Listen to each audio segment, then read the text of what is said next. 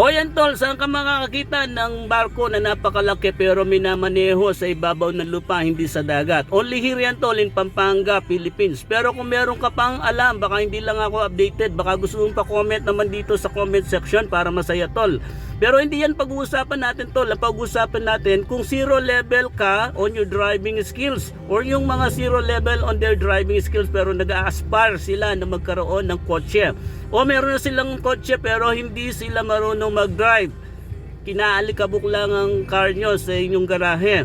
Okay, ganito ang gagawin nyo tol.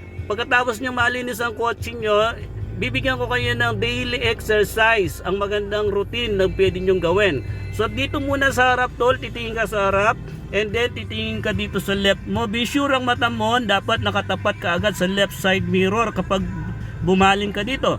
And then balik sa harap and then balik sa right side. Dapat nakatingin ka agad yung mata mo sa right side mirror. Gawin mo lang yan tol, daily routine mo yan. So bibilangin mo yan, 1, 2, 3, 4, 5, 6, 7, 8, 8, 7, 6, 5, 4, 3, 2, 1. Be sure tol, pagbaling mo ng iyong leeg dito sa kanan, right side mirror ka agad ang titignan mo, at pag dito sa harap yung malayo at malapit.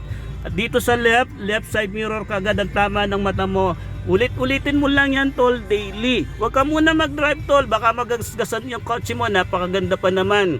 So ingat-ingat lang tol, mag-practice muna yung mata at saka leeg, yung makabisado mo kung saan dapat tumama yung mga mata mo. So yun lang muna tol, maraming salamat.